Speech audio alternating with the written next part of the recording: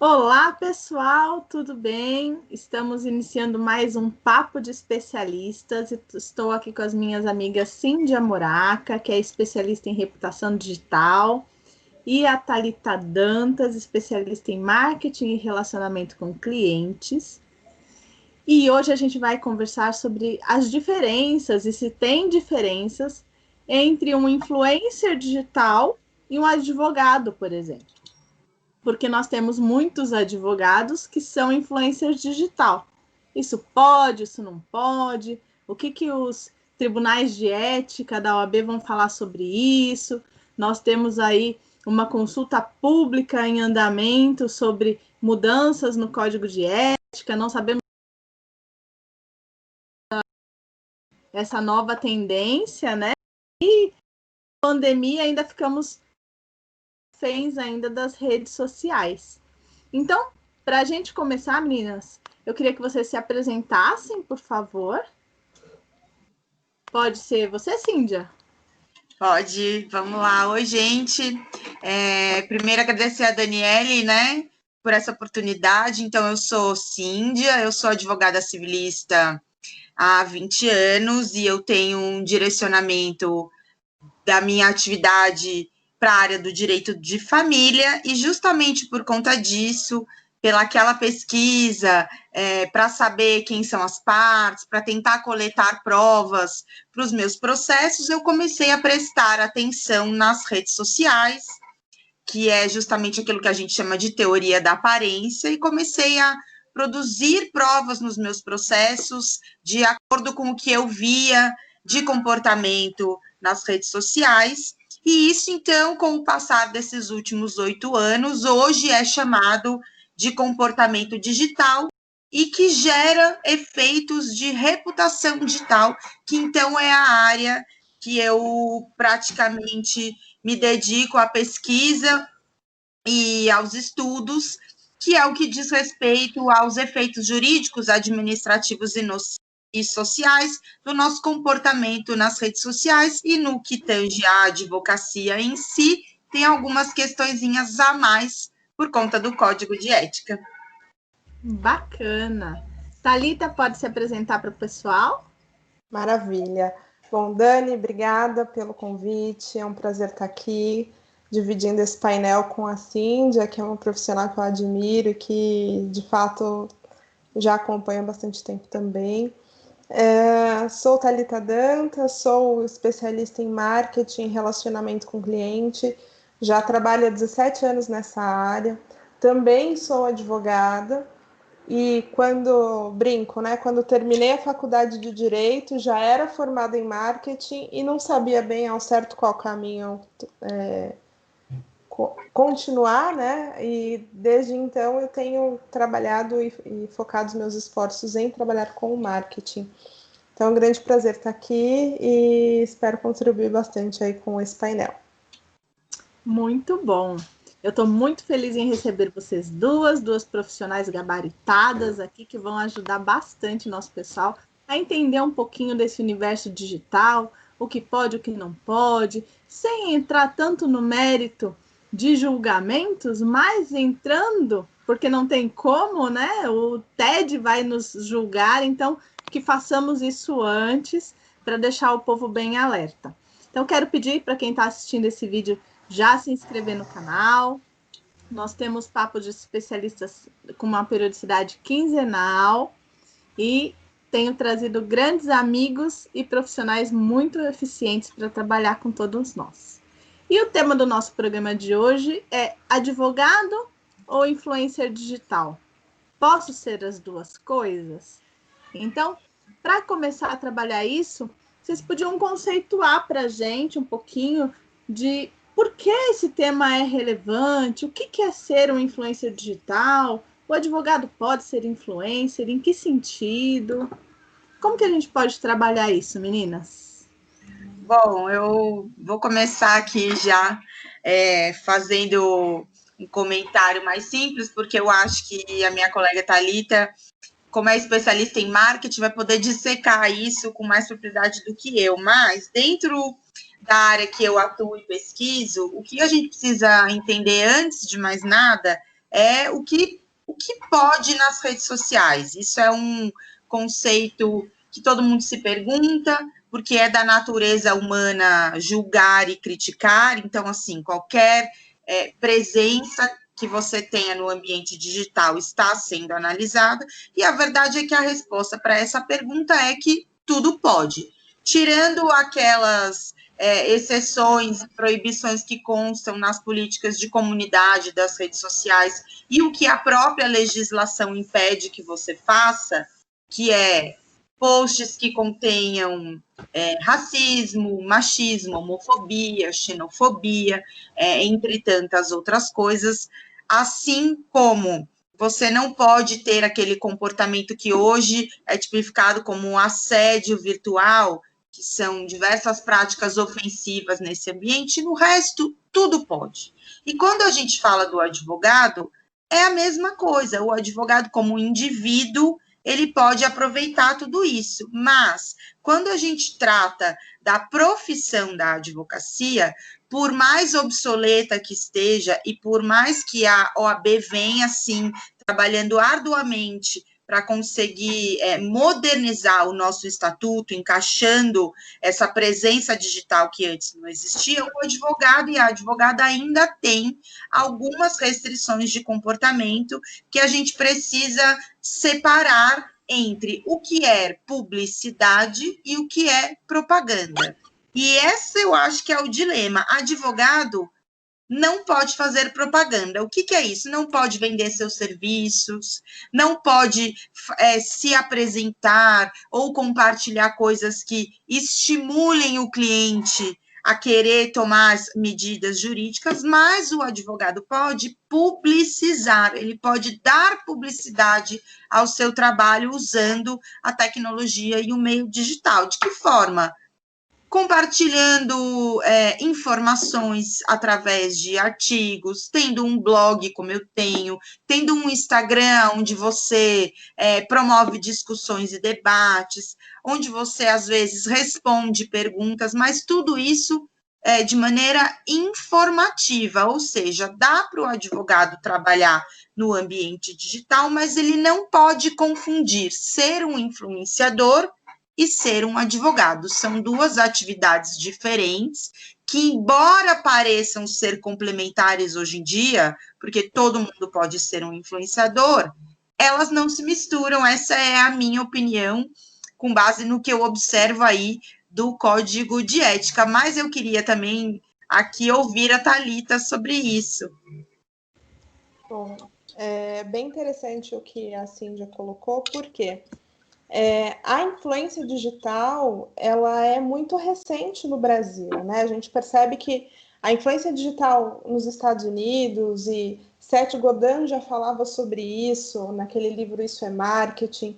Então, aqui esse fenômeno ainda é recente. O que acontece? Uma grande situação que eu vejo do mercado jurídico é que se perde muito, porque os advogados têm ficado focados em ser influenciadores e perdem uma grande oportunidade de se relacionar com quem já é o cliente dele, propriamente do escritório. Então, à medida que a gente percebe que há uma certa até confusão de conceitos mesmo, né? Então, quando prospecção ativa, a gente sabe que não pode, a gente tem uma série, mas e o relacionamento? Que é o que fideliza, né? Quer dizer, o seu cliente, que já é cliente do escritório, conquistou uma grande, sei lá, comprou uma casa ou passou no vestibular, o filho passou no vestibular de uma faculdade pública. Você participar da vida ativamente do seu cliente, curtindo, comentando, dá trabalho? Dá. Mas é uma grande forma de se fidelizar esse cliente, você participar da vida dele, porque à medida que você faz isso, ele vai te indicar para outras pessoas, você vai ficar ali, aquele ditado, né? Quem não é visto não é lembrado. Então, quando você participa da vida do teu cliente, que já é cliente seu, que você já se relaciona, a chance dele te indicar é muito grande, né? E ali você tem essa ferramenta da rede social como uma forma de relacionamento com o cliente, que eu não vejo, na minha experiência, isso acontecer dentro do nosso mercado. Eu acho, Thalita, e também queria levantar esse ponto para você comentar comigo, que existe uma diferença do que a gente percebe nas redes sociais, que é uma confusão entre autoexposição e alta exposição.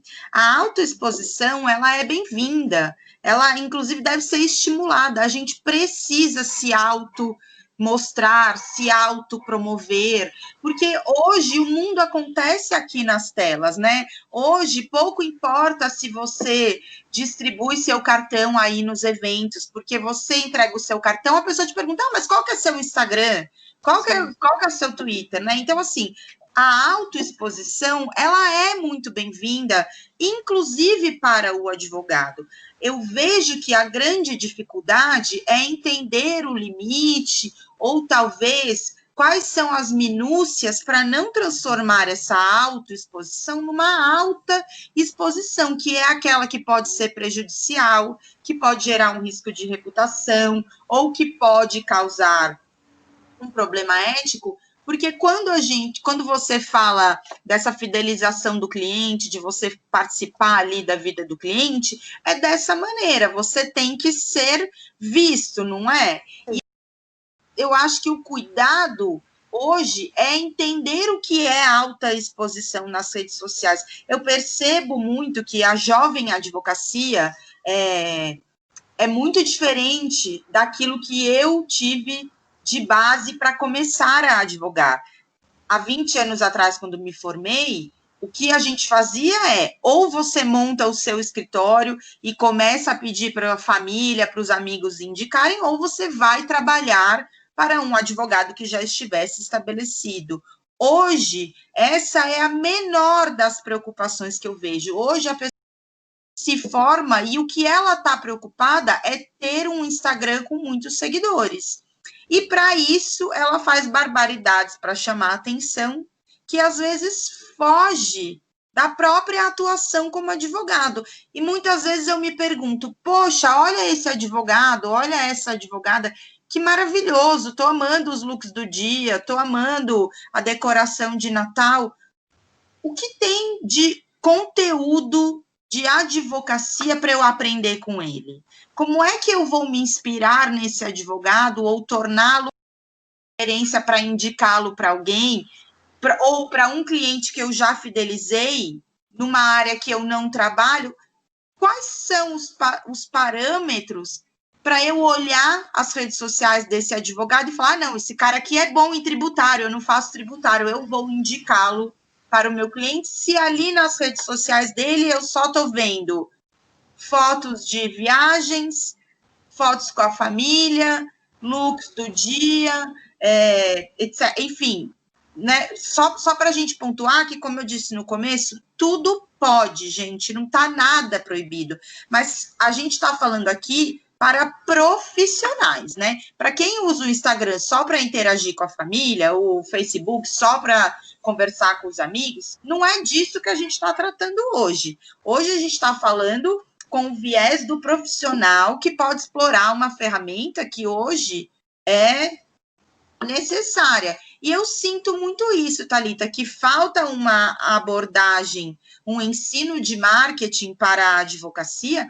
para que ela perceba que ali ela está se vendendo, e o advogado é o próprio produto, é o próprio serviço. Se você não diz para o teu futuro cliente qual é o produto, qual é o serviço, se ele só tem uma visão estética bonita sobre você, isso vai fidelizar um cliente? Isso vai gerar um engajamento ou uma multiplicação? Essa é sempre uma pergunta que eu deixo no ar para um especialista comentar, porque eu acho que isso é importante os jovens advogados saberem. É bem colocado isso, Cíndia, justamente porque quando a gente fala de marketing digital estratégico para a área, para os jovens advogados, o jovem advogado sai da faculdade, meio que eu vou fazer agora, né? Que prática jurídica eu vou fazer para poder ganhar dinheiro rápido ou para fazer a minha marca no mercado. Então, uma coisa que eu sempre falo é que o advogado ele precisa ser relevante para o público-alvo que ele quer atingir. Que nós vemos e percebemos hoje na jovem advocacia e também não só os jovens, né? A velha advocacia como é a minha. Mas é que o advogado sai da faculdade já querendo, como você falou, ser relevante dentro para outros advogados. E ele ali não se especializa, ou como você falou, não tem o conteúdo adequado. E tudo isso faz parte da estratégia do branding dele nas mídias digitais. Então, o que eu costumo dizer sempre é que a gente precisa, a gente precisa pensar o tempo todo na estratégia, porque de nada adianta eu falar, né, no meu escritório, dizer que um dos meus valores é sustentabilidade, por exemplo, e eu não descartar o lixo da forma correta, e ali postar isso, por exemplo, né? Estou dando um exemplo bem bizarro, mas é para ficar bem fácil o entendimento para quem nos assiste. E essa congruência de valores entre o que eu coloco nas minhas redes sociais, entre o que eu acredito enquanto advogado, já que, como você falou, somos, né, nós somos o nosso produto, é muito relevante no posicionamento, né? Então, ter uma estratégia de marketing antes da minha postagem é fundamental para que você ali possa, primeiro, falar com a rede certa, né? Porque a gente tem hoje uma infinidade de mídias, Instagram, LinkedIn, Twitter, Facebook, e também, será que aquela estratégia vai de acordo com o meu público-alvo? Quer dizer, se eu sou previdenciarista, por exemplo, será que o meu público-alvo está nas redes sociais? Será que eu preciso ser relevante à medida que o meu público-alvo são pessoas de 60 anos ou mais e que eventualmente não têm facilidade com essa rede? Então, como você falou, coloco aqui questões para questão estratégica. À medida que eu determino o meu público-alvo para quem eu quero falar, mesmo sendo um jovem advogado, a minha vida digital, né, entre aspas, acaba sendo fundamentada dentro de uma estratégia, né, ao longo dos anos e tudo mais. Eu queria até aqui dar uma recapitulada, porque assim, já foram muitas dicas valiosas, né? Primeiro, cuidado com o que você faz nas redes sociais e quem você está querendo impressionar. Se você está querendo impressionar o crush, se você está querendo impressionar os seus amigos, mostrando as viagens sensacionais que você fez, ou se você está querendo captar leads. São diferentes. Então, o que você vai fazer no marketing estratégico? Para quem você vai falar? Isso é uma questão que muitas vezes vocês de marketing me trazem. A gente sempre fala sobre essas estratégias de marketing, porque embora a advogada não possa vender, trabalhamos com o negócio e a falta que a faculdade tem é justamente de trazer um pouco mais de bagagem de gestão, justamente para ensinar os advogados o que fazer depois que sai dos bancos da faculdade, né? Então, escolher o público-alvo, porque às vezes muitos advogados fazem artigos tão científicos que vão apaixonar outros advogados em vez de trazer ali um público que realmente vá consumir os seus serviços. E isso acabou se transportando para as mídias sociais. Ótimas estratégias de relacionamento, para que no fundo você tenha ali o seu cliente, o seu prospecto nas suas redes sociais e interaja com ele de uma forma humana também, comentando aniversário do filho e tal, mas com esse viés de estou aqui, me veja, eu posso resolver os seus problemas e tal. Então, que as mídias sociais podem ser boas ferramentas de relacionamento. E a questão de quais mídias eu tenho que utilizar para ter um bom retorno, né? Porque nós temos o Facebook, que está meio caidinho ali, mas que dependendo da sua estratégia pode ser uma boa ferramenta. Nós temos o LinkedIn, que é uma ferramenta ótima para profissionais, mas quem está no LinkedIn vai consumir o meu serviço? Como que eu posso mostrar isso? Exatamente, a Cíndia trabalha com direito de família. Será que quem está no LinkedIn está buscando um advogado de família? O Instagram. Quem está no Instagram hoje? Eu consigo vender meus serviços ali no Instagram, mostrar um conteúdo? As pessoas estão lá me vendo? É uma das redes mais... O Twitter, eu confesso que eu não tenho muita familiaridade, mas quem usa, gosta. Então, a gente tem aí uma série de mídias e escolher a mídia certa para o seu público é uma boa estratégia. E aí eu queria perguntar para vocês uma outra situação, voltando ali ao nosso tema, ser influencer e ser advogado, como a Cíndia bem colocou, eu sou advogada e mostro meu look do dia. Isso vai atrair clientes? De repente, sim, para eu ser uma influencer de moda. Mas eu estou trabalhando com direito de moda, de repente, será que isso é relevante, né?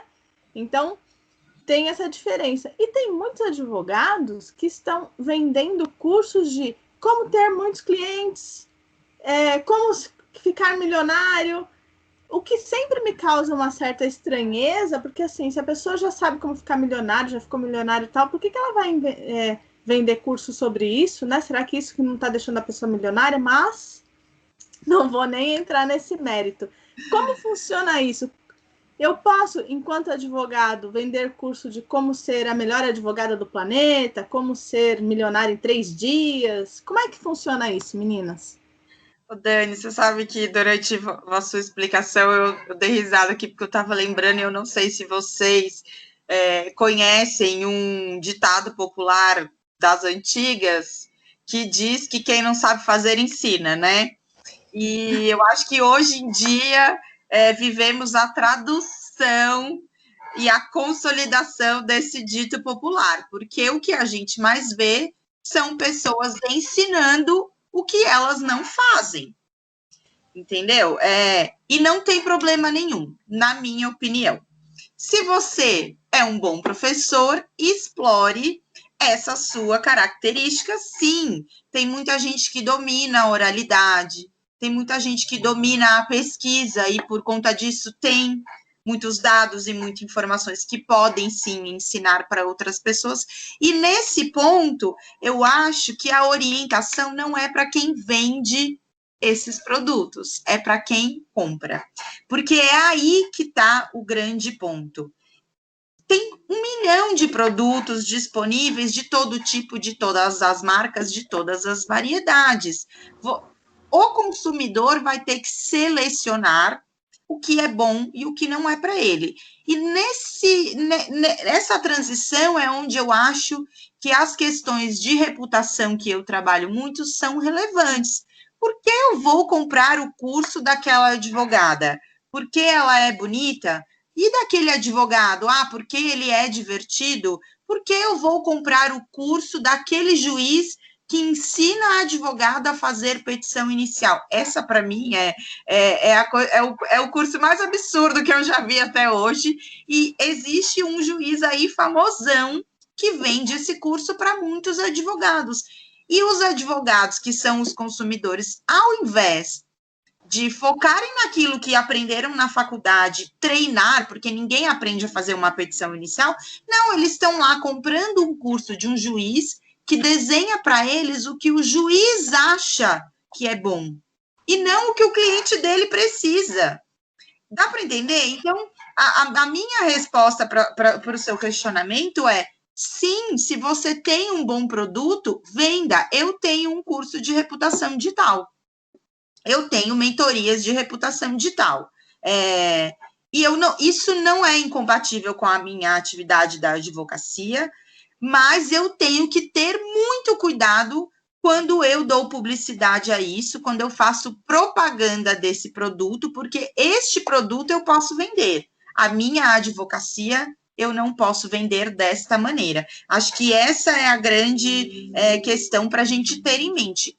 O advogado não está impedido de fazer cupcakes e vender no final de semana dele. Ele pode vender no Instagram dele, ter um Instagram de cupcake, só que ele não pode vender o cupcake com um cartãozinho, se você se você precisa fazer um divórcio, me liga. Isso é incompatível, né? Então a gente só tem que ter cuidado para separar as duas atividades. Tem alguma coisa a acrescentar, tá? Muito bem colocado, Cíndia, e de fato a gente percebe uma tendência do jovem advogado, esse é um alerta que acho que vale a gente colocar aqui também. Lógico, você ter espelhos, modelos, se inspire, mas não faça disso a regra para a sua advocacia. Porque o que você falou, a necessidade, e na vida prática a gente percebe que nunca um caso é igual a outro, por mais que as variáveis sejam as mesmas. As particularidades, a forma de comunicação com o cliente é muito diferente. E é importante você pensar, você advogado, em quem você traz para ser sua referência na área que você atua. Quantos anos de experiência essa pessoa tem, o tipo de conteúdo que ela publica, ela só publica ou ele só publica conteúdo de lifestyle.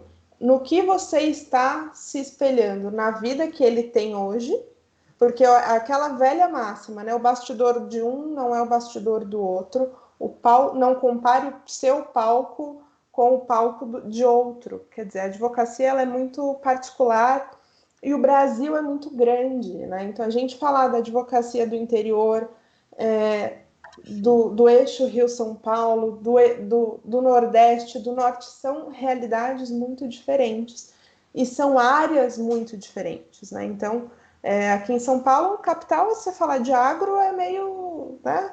Agora, se você vai para o Mato Grosso, se você vai para o Mato Grosso do Sul, que são áreas, né, que o agro é muito forte.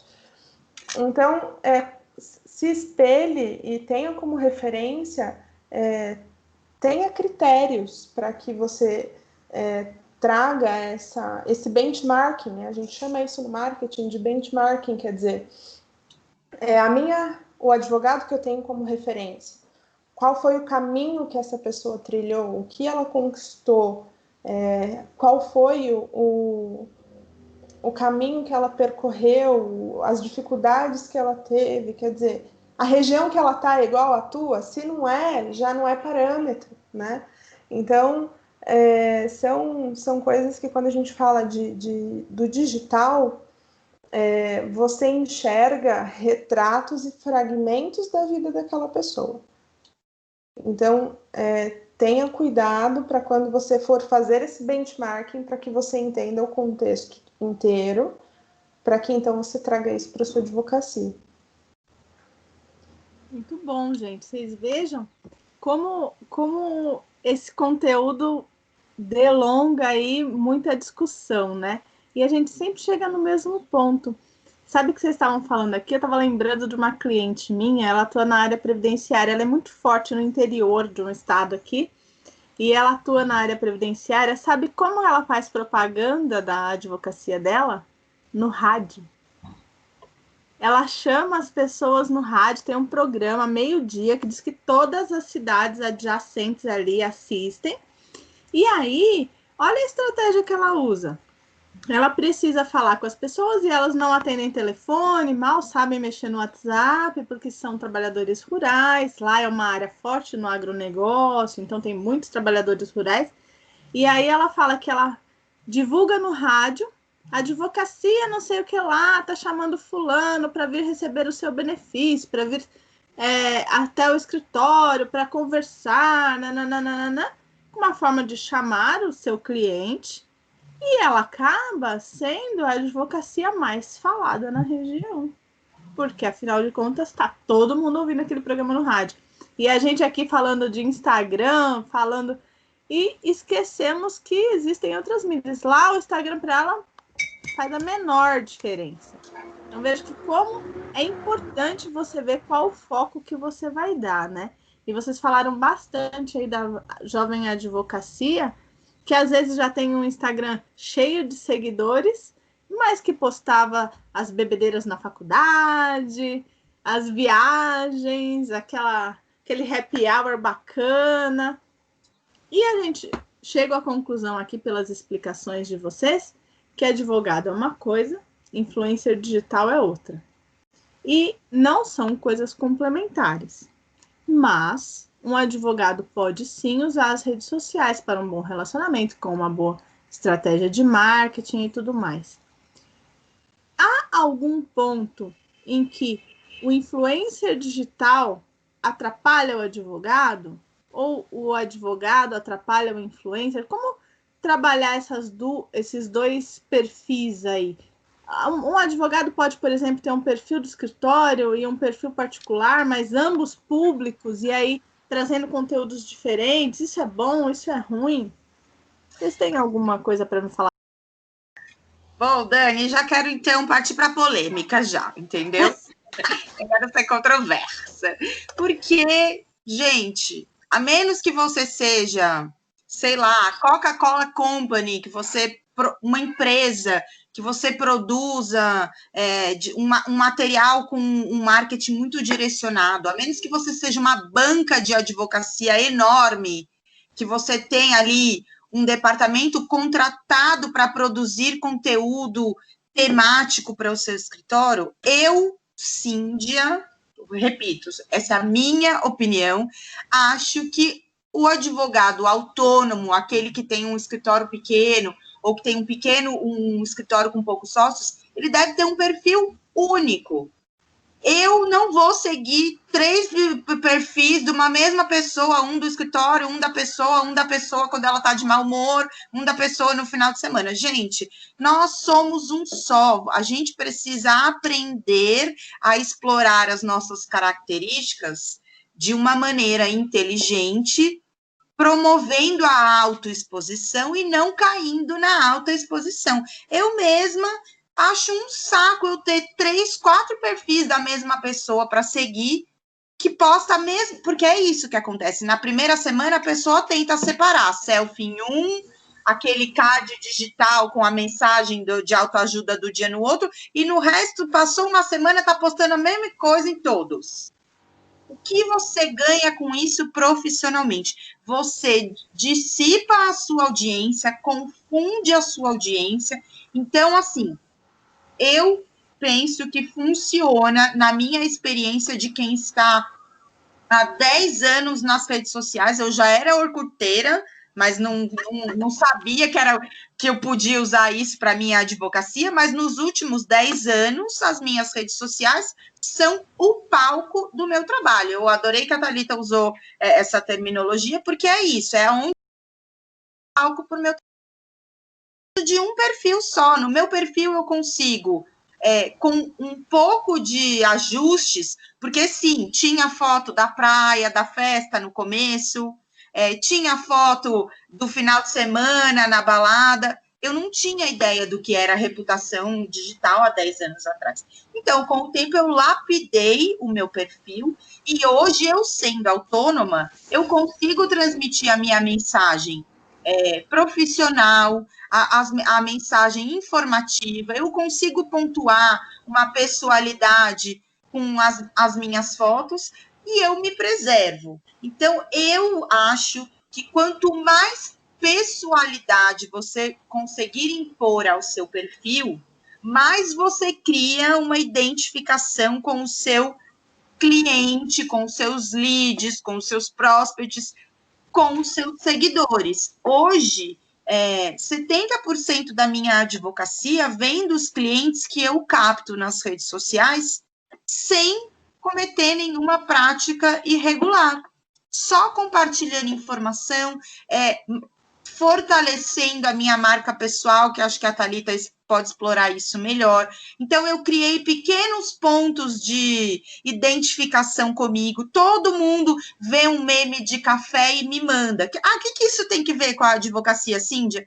Não, eu criei uma conexão com o cidadão comum que não é advogado. Por outro lado, a pessoa vê alguém ofendendo no WhatsApp, ou vê a pessoa cometendo uma barbaridade, ela lembra, a Cíndia é advogada, ela sempre fala desse assunto, entende? Então, balanceei os meus perfis e, na minha opinião, o perfil separado do escritório, ele tem que ser um perfil bem construído por um profissional, para não ficar postando aqueles cards amadores, e aí num dia você esquece, aí posta qualquer coisa lá. Essa é a minha opinião, isso serve para qualquer advogado, novo, velho, do digital, do agro, para todo mundo. Se você vai estar presente no digital, e acho que é importante a gente se autoexpor, constrói o seu trabalho, como se você estivesse ali dentro do escritório, mas você está mostrando aquilo para as pessoas. Então, no seu escritório, você chega de manhã e toma um café, você um dia sai tarde, apaga as luzes muito tarde. Tudo isso é compartilhável, é bastidores da vida do profissional, mas precisa ter conteúdo informativo da sua área da atuação, senão eu acho que é um desperdício. Perfeito, Cíndia. Da minha experiência de marketing, sempre, e aí, confirmando o que você falou, quando a gente tem o advogado com o perfil pessoal e o perfil do escritório sempre tem menos interação e menos curtidas, e o perfil pessoal do advogado tem N seguidores a mais, assim. Então, da minha experiência comprovada, sempre o perfil corporativo ele é menos seguido. Seja no Instagram ou no LinkedIn, que são as minhas redes de pesquisa. Uma coisa que é interessante, o que você falou. Para o teu perfil de advocacia, o Instagram é relevante pra caramba. Se a gente for pensar no advogado tributarista, por exemplo, aí entra onde a gente falou de estratégia, né? Então, a estratégia para ele no Instagram talvez não seja relevante. Agora, se ele for para o LinkedIn, por exemplo, show de bola, funciona. E também a forma de se comunicar, né? Então, o LinkedIn, quando a gente fala de redes sociais, ele é um perfil corporativo, onde ali você vai achar, onde as pessoas mostram 100% o lado profissional delas. Então, se você postar, por exemplo, uma foto de café no LinkedIn, não vai ser interessante, porque a etiqueta, entre aspas, né, digital daquela rede não convém esse tipo de situação. Porém, os artigos grandes têm atratividade, matérias, e ali você desenvolver o teu lado intelectual e compartilhar artigos é uma coisa que no Instagram não é possível fazer. Então, como você falou, de acordo com a estratégia, conforme é o teu público-alvo, usar uma rede ou outra para atingir o objetivo profissional, ela é bem, bem interessante e necessária. Para dar uma pitadinha aí, vamos falar, uma pitada de discórdia ou de polêmica, como dizia a Cíndia, e o TikTok? Tem advogados no... Os olhinhos da...